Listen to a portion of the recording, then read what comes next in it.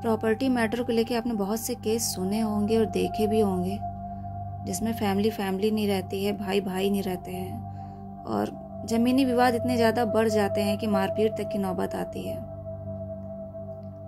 लेकिन कभी कोई ऐसे मैटर को सुलझाने के लिए किसी बुरी चीज़ का सहारा लेगा, ऐसा शायद आपने कम ही देखा सुना होगा।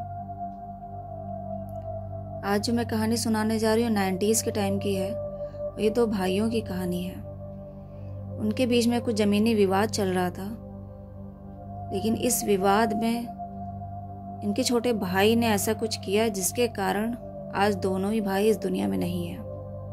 हेलो, मेरा नाम आंचल है और आप भी मेरे साथ मेरे YouTube channel real horror incident में। ये दो भाई हैं। बड़े वाले का नाम दीपेश था, छोटे वाले का नाम प्रभात। इनके जो पापा थे, मम्मी पापा, वो अपना गांव में ही रहते थे। गांव की ज़मीन थी और उसी ज़मीन को लेके ही इन दोनों के बीच में लड़ाई झगड़े होते थे। वैसे तो इनके फादर ने इन लोग के लिए शहर में एक घर बनवा दिया था रहने लायक, और ये ऊपर नीचे 2 मंजिले से बनवा दी थी। नीचे वाले में प्रभात रहते थे और जो ऊपर वाला फ्लोर था उसमें दीपेश रहते थे, जो बड़े भाई थे।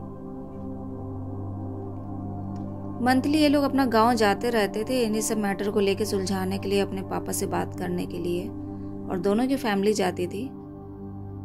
तो ऐसे ही एक बार ये लोग अपना फैमिली गए, दीपेश की फैमिली, प्रभात की फैमिली। प्रभात की फैमिली में कोई नहीं था, खाली वो थे, उनकी वाइफ थी, और दीपेश की फैमिली में उनकी वाइफ थी और एक बेटा था 20 साल का। तो एक बार दोनों लोग गांव गए थे यही सब मामला सुलझाने। कुछ जमीन का विवाद कुछ ज्यादा था। प्रभात इस मामले में ज्यादा उग्र हो रहे थे, वो ज्यादा लड़ाई झगड़ा करते थे। बातें करते करते बात इन लोग इतनी ज्यादा बढ़ने लगी दोनों भाइयों में कि वहां पर भी लड़ाई झगड़ा और मारपीट तक की एकदम से वहां पे बात आ गई। तो खैर दोनों की फैमिली ने समझाया। इस जगह पे लड़ाई खाली दोनों भाइयों के बीच थी, लेकिन उनके बीच की फैमिली में बोलचाल थी। दोनों की वाइफ भी एक दूसरे से बात करती थी और जो उनके सास ससुर थे सब आपस में एक दूसरे से बोलते थे। बस दो भाई आपस में बहुत कट्टर थे, ये एक दूसरे का चेहरा देखना नहीं चाहते थे। और सबसे ज्यादा इनमें तेज थे प्रभात, जो छोटे भाई थे। तो उस दिन गांव में इतनी ज्यादा बात बढ़ गई थी कि प्रभात ने बातों बातों में बहुत बार धमकियां दी अपने बड़े भाई को कि तुमको मैं देख लूंगा, छोड़ूंगा नहीं, रहते तो साथ में ही हो। इस बात को लेके उनके पिता ने फिर उनको थोड़ा अंदर डर लग रहा था कि दोनों भाई हैं और कहीं ऐसा ना हो कि जब शहर जाएं लड़ाई झगड़ा हो। तो उन्होंने बड़े वालों को वहीं गांव में ही रोक लिया कि ऐसा है, छोटे को जाने दो, तुम यहीं पे अपना 10-12 दिन यहीं रुक जाओ। वो बोले भी पापा डरने की कोई बात नहीं है, इनको तो इसको तो मैं देख लूंगा। तो उन्होंने समझाया कि नहीं, तुम रुक जाओ, ये सब मामले होते हैं कभी कभी, लड़ाई झगड़ा दो फैमिली इस तरह से नहीं करना चाहिए। खैर उन्होंने समझाया दीपेश को, तो वो अपना रुक गए वहीं, अपना 10-12 दिन के लिए गांव में ही रुक गए। अच्छा, प्रभात वहां से चले गए अपनी फैमिली को लेके, अपनी वाइफ को लेके। लेकिन प्रभात के मन में बहुत सी चीजें खटक रही थी। उनका मन ऐसा हो रहा था कि मैं अपने भाई को छोड़ूंगा ही नहीं। वो तो अपने भाई को मारने पर भी अगर उनको मिले तो मार डालें, ऐसा हो गया था उनका नेचर। इन्हीं सबको देखते हुए फिर वो लोग 10-12 दिन वहां पे दीपेश गाँव में ही रहे। वहां से जब लौट कर आए हैं गांव से, तो लोग फ्राइडे को गांव से चल दिए थे।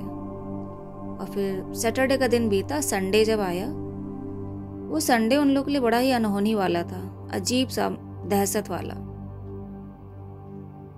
आधी रात का जब टाइम हुआ, रविवार का दिन, तो 3-3:30 बजे के करीब इनके दरवाजे पे बाहर से नॉक करने की आवाज आई। किसी ने 3 बार नॉक किया और बाहर से प्रभात की आवाज आई, दरवाजा खोलो, मुझे अंदर आना है। यही 3 बार बाहर से बोला गया। अच्छा, दीपेश की वाइफ ने सुना था खाली ये, उन्होंने अपने हस्बैंड को उठाया नहीं, खाली सुना और मॉर्निंग में अपने हस्बैंड से बताया कि रात में ऐसे 3 बार आवाज आई थी प्रभात की। तो उन्होंने गुस्से में ये कहा कि पी कर आया होगा लड़ने के लिए, भी लड़ाई बाकी रह गई है ना उसकी, और फिर वो अपना काम पर चले गए।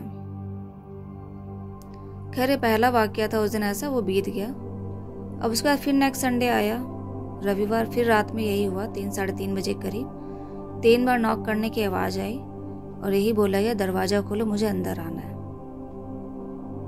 और हर बार आवाज ये प्रभात की आवाज में कोई बोलता था कि जैसे प्रभात बाहर खड़े हों और वो नॉक कर रहे हो। इस बार दीपेश ने भी सुना और उन दोनों लोग हस्बैंड वाइफ बैठे सुन रहे थे। 3 बार आवाज़ आई। दीपेश उठे भी कि आज मैं देखता हूँ इसको। उनको लग रहा था वो ड्रिंक करके आता है, दरवाज़ा पीटता है, तो आज मैं बताता हूँ इसको। लेकिन उनकी वाइफ थोड़ा डरती थी तो उन्होंने मना किया, नहीं आप जाइए नहीं, लड़ाई झगड़ा और बढ़ेगा, आधी रात का टाइम है। तो खैर वो नहीं गए और 3 बार की आवाज़ आती थी, उसके बाद कोई आवाज़ नहीं आती थी। लेकिन दीपेश की वाइफ ने ये सोचा था कि मैं पूछूंगी ज़रूर कि आखिर ये रात में आके ये दरवाज़ा क्यों पीटते हैं। तो अगले दिन वो गई उनके घर, नीचे रहते थे प्रभात लोग। प्रभात जा चुके थे, उनकी बीवी थी खाली घर में। तो आई तो उन्होंने बातों बातों में यही पूछा कि रात में प्रभात दरवाज़ा क्यों खटखटाते हैं। तो यही बोली, दीदी ये तो नहीं जाते हैं, तो रात में सो ही रहते, और अगर जाते तो मुझे पता चल जाता कि चाबी मैं तकिया के नीचे ही रखकर सोती हूँ। तो उन्होंने यही कहा कि नहीं, हमारे यहाँ 2 बार से रविवार के दिन ऐसे ही होता, रात में 3:30 बजे करीब 3 बार कोई नॉक करता है, यही बोलता है दरवाज़ा खोलो, मुझे अंदर आना है। और ये प्रभात रहते हैं, प्रभात की आवाज़ आती है। तो उनकी बीवी बोली, नहीं ऐसा नहीं भाई, अगर ऐसा होता तो हमें तो पता ही चल जाता, ऊपर नीचे का मकान है, उठते जाते तो इतना तो पता ही चल जाता मुझे। खैर वो पूछ कर चली आई और अगले रविवार का वेट करने लगी कि देखते हैं फिर आवाज़ आती है कि नहीं आती है। तीसरा रविवार आया, फिर रात में यही हुआ, 3 बार आवाज़ आई और नॉक करने की आवाज़ आई। अब इस चीज़ को वो अपना नॉर्मली लेने लगी कि अरे ये प्रभात होगा और ये ड्रिंक कर लेता है तो गुस्से में आता होगा पीटने। थोड़ा बहुत डरती भी थी कि कहीं ऐसा ना हो दरवाज़ा अगर ये खोल देंगे तो लड़ाई झगड़ा होगा। तो उन्होंने अपने हस्बैंड से बताना ही बंद कर दिया कि हाँ नॉक करने की आवाज़ आती है। 1-2 बार उन्होंने पूछा भी तो इन्होंने साफ मना कर दिया कि नहीं अब आवाज़ नहीं आती है। इस तरह से करके महीना भर कम से कम इनके घर में 4 बार ऐसे हर रविवार को रात में आवाज़ आई। ये लोग हर मंथ में गांव जाते थे। तो जब नेक्स्ट मंथ आया तो दीपेश को फिर गांव जाना था। अब इस बार इनके पापा ने साफ मना कर दिया था कि एक लोग करके आएंगे, चाहे दीपेश आए चाहे प्रभात आए, आगे पीछे आएंगे, साथ में कोई नहीं आएगा। तो इस बार फिर दीपेश ने प्लान बनाया कि हाँ गाँव जाना है। तो वो अधिकतर ऐसे ही निकलते थे, फ्राइडे को निकलते थे, संडे को वापस आ जाते थे ताकि मंडे से फिर अपने काम पर जा सके। तो इस बार जब वो निकले तो अपने बेटे को छोड़ गए थे। इनका बेटा ही 20 साल का था, तो उसको छोड़ गए थे कि तुम अपना यहीं पर रहो और संडे की रात तक हम लोग आ जाएंगे। तो ये हस्बैंड वाइफ अपना गांव चले गए। संडे को जब ये लौटे हैं तो ये 11:30 का टाइम हो गया था। अच्छा, उस दिन उनकी वाइफ के दिमाग से एकदम उतर गया था कि आज है रविवार का दिन और ये है इनके लिए दहशत का दिन, क्योंकि हर रविवार को उनको ये मन में रहता था कि हाँ रात में नॉक करने की आवाज़ आएगी और प्रभात पी कर आता है, नॉक करता है। जब वो लोग 11:30 बजे घर आए हैं तो वो इतना थके भी थे ये लोग कि उन्होंने अपने बेटे से कहा कि बेटा दरवाज़ा बंद कर देना। उनका बेटा ही पता नहीं किस होश में था कि उसने खाली दरवाजे के ऊपर की सिटकिनी लगा दी, छोटी वाली जो होती है, बीच की सिटकिनी नहीं लगाई, कुंडी जो होती है, और बस आके लेट गया। ये लोग भी थके थे तो ये लोग अपना लेट गए। लेकिन फिर वही रविवार का दिन था तो रात में आवाज़ तो आनी ही थी। फिर आधी रात को अब की और तेज से आवाज़ आई।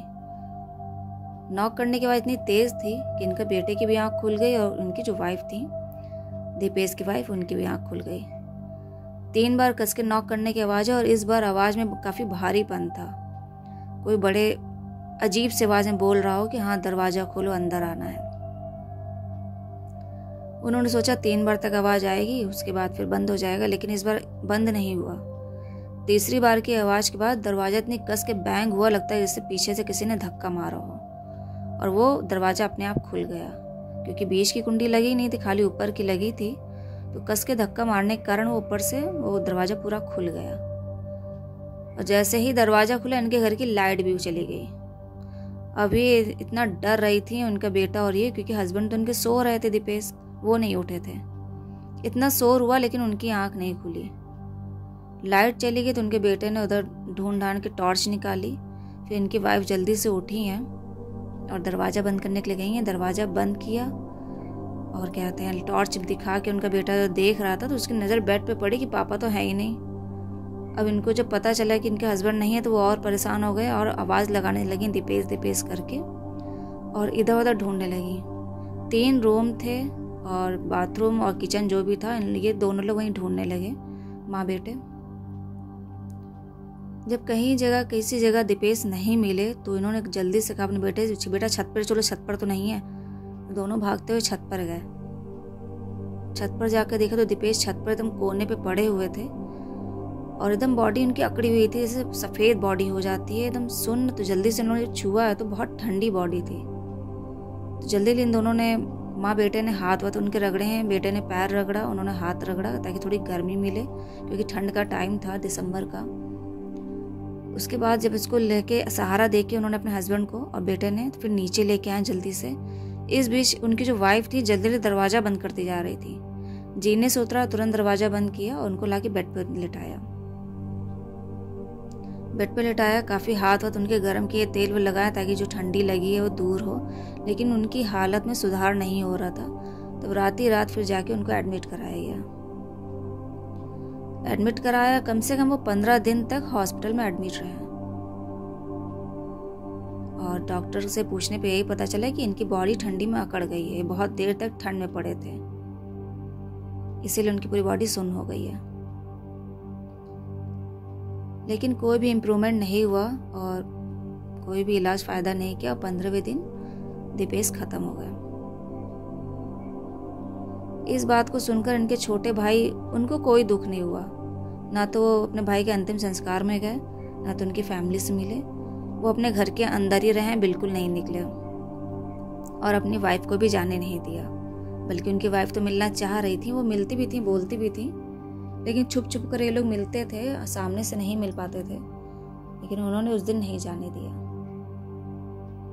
खैर दीपेश का सारा जब कार्यक्रम ये सब हो गया, अंतिम संस्कार वाला सब काम हो गया, अब उनकी वाइफ यहाँ पे एकदम अकेली बची थी। तो उनको, जो उनके ससुर जी थे पापा, तो उन्होंने वहीं पे गांव बुला लिया कि बेटा तुम गांव में ही आके रहो, वहाँ अकेले मत रहो। तो उन्होंने फिर यही किया। उनका बेटा जो 20 साल का था, तो कुछ समय के लिए वो गांव चले गए कि यहाँ पे भी अकेले रहना अच्छा नहीं है। तो जो उनका अपना खुद का जो पोर्शन था ऊपर वाला, उन्होंने रेंट पे उठाया और सीधे वो गाँव चली गई। वो गाँव में ही रहने लगी। अब यहाँ प्रभात अकेले थे, लेकिन वो अंदर ही अंदर बहुत खुश थे और ये चीज़ उनकी वाइफ ने फील किया कि अपने बड़े भाई के जाने पे इनको बिल्कुल भी गम नहीं हुआ। ये चीज़ उनको अच्छी भी नहीं लगी उनकी वाइफ को कि इस तरह से भाई भाई में नहीं होना चाहिए, जैसे भी थे बड़े भाई थे वो। लेकिन वो अपनी वाइफ की बिल्कुल सुनते नहीं थे, ना उनकी कुछ बात सुनते थे ना समझते थे। अभी इनके भाई को ख़त्म हुए 15 से 20 दिन ही हुए होंगे। अचानक से इनके घर में भी रविवार के दिन वही सब बातें दोहराई गई जो दीपेश के घर में होती थी। रात के 3:30 बजे के करीब वही 3 बार नॉक करने की आवाज़ आई और यही बोला गया कि दरवाज़ा खोलो, मुझे अंदर आना है। इस बार जो आवाज़ थी वो दीपेश की आवाज़ थी और ये आवाज़ प्रभात और उनकी वाइफ दोनों ने सुनी। वो एक दूसरे का चेहरा देख रहे थे और उनकी वाइफ तो पूछना बहुत कुछ चाह रही थी, लेकिन प्रभात की हालत उस टाइम वो थी जैसे कि काटो तो खून नहीं वाला हालत होती, वही था। वो एकदम शांत बैठे थे, उनकी बॉडी बिल्कुल हिल नहीं रही थी और उनको यही लग रहा था आखिर ये सब इनके साथ क्यों हो रहा है, क्योंकि किया तो उन्होंने अपने बड़े भाई के लिए था ये सब काम, लेकिन अब ये उल्टा उन्हीं के ऊपर हो गया था।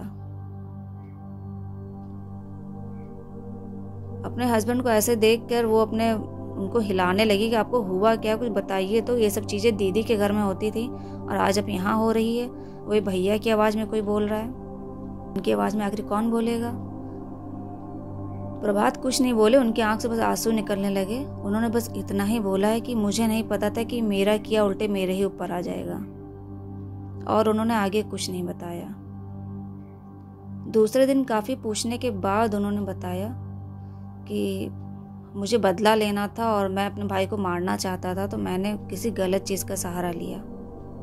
उन्होंने कहीं से, पता नहीं कहीं से कुछ पता चला होगा, तो किसी प्रेत का साया अपने भाई के ऊपर मतलब लगा दिया था कि वो एक जान वो लेके ही रहेगा। वही हुआ, उनके भाई ख़त्म भी हो गए, लेकिन अब उल्टा उनके साथ होने वाला था ये इनको नहीं पता था। अब उनके भाई दौड़े दौड़े फिर रहे थे कि ये जो किया है इसका निपटारा किया जाए। बहुत वो दौड़े भागे कि मेरे ऊपर से बला हटे और मैं सुकून की ज़िंदगी जीऊँ जो भी पहले जैसी थी। बला हटी भी उनके ऊपर से कि नहीं हटी, क्योंकि 1 महीने के बाद ही उनकी भी डेथ हो गई, प्रभात की भी। वो भी अपने ही कमरे में मरे पाए गए। उनकी डेथ के पीछे रीज़न क्या था ये कोई नहीं जान पाया, क्योंकि डॉक्टर ने भी यही कहा था कि बहुत ज़्यादा ठंड लगने के कारण ही इनकी डेथ हुई है, क्योंकि उनकी बॉडी भी सुन्न हो गई थी और पूरी वाइट हो गई थी, हाथ पैर सब ठंडे पड़ गए थे। तो ये थी कहानी 2 भाइयों की। प्रॉपर्टी का लालच इन दोनों में इतना ज़्यादा हो गया था कि दोनों ही इस दुनिया में नहीं रहे, किसी को प्रॉपर्टी नहीं मिली। आगे जो हुआ हो मुझे नहीं पता कि किसके हिस्से में क्या आया। और अगर आप लोग को ये कहानी अच्छी लगी हो तो प्लीज़ वीडियो को लाइक कर दीजिएगा, चैनल को सब्सक्राइब करिएगा। जिन्होंने नहीं किया है, जिन्होंने मेरा चैनल सब्सक्राइब कर रखा है, उनको थैंक यू। मैं जो भी कहानी डालती हूँ वो सुनते हैं, पसंद करते हैं। फिर मिलते हैं नेक्स्ट वीडियो में, तब तक के लिए धन्यवाद।